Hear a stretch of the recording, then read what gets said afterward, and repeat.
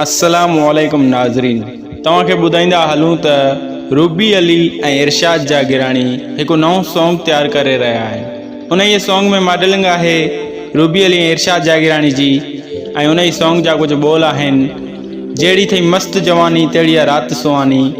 इन ई गाने में रूबी अली ऐं इरशाद जागिरानी जी मॉडलिंग आहे। मां तव्हांखे ॿुधाईंदो हलां त इहो सॉन्ग तैयार कयो वियो आहे सिंधु टीवी जे लाइ, ऐं इन ई चैनल ताईं हिन गाने खे रिलीज़ कयो वेंदो। नाज़रीन, मां तव्हांखे ॿुधाईंदो हलां त रूबी अली ऐं इरशाद जागिरानी हिकु दफ़ो ॿीहर मिली करे ही सॉन्ग तैयार करे रहिया आहिनि सिंधु टीवी जे लाइ। नाज़रीन, हिन सॉन्ग में अहिड़ी मॉडलिंग थियल आहे जो यकीनन उहा तव्हां मॉडलिंग ॾिसी ऐं हैरान थी वेंदा त ही रूबी अली आख़िर करे छा रही आहे। रूबी अली ऐं इरशाद जागिरानी खे पहिरें सॉन्ग मां भरपूर मोट मिलण सबबु ही हिकु दफ़ो ॿीहर मिली करे सॉन्ग तैयार करे रहिया आहिनि।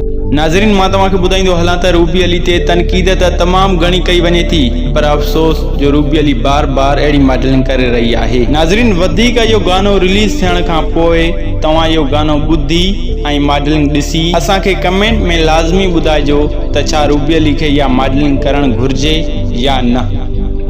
वीडियो पसंदि आई हुजे त असांजी हिन वीडियो खे लाइक कंदा, कमेंट कंदा, ऐं जेकॾहिं तव्हां असांजे यूट्यूब चैनल ते नवां आया आहियो त महिरबानी करे असांजे हिन यूट्यूब चैनल खे सब्सक्राइब करण विसारींदा। सब्सक्राइब करे घंटीअ जे बटन ते क्लिक करे नोटिफिकेशन ऑल कंदा त जीअं अहिड़ा ई मज़ेदार वीडियोज़ तव्हां जे लाइ असां आणींदा रहूं।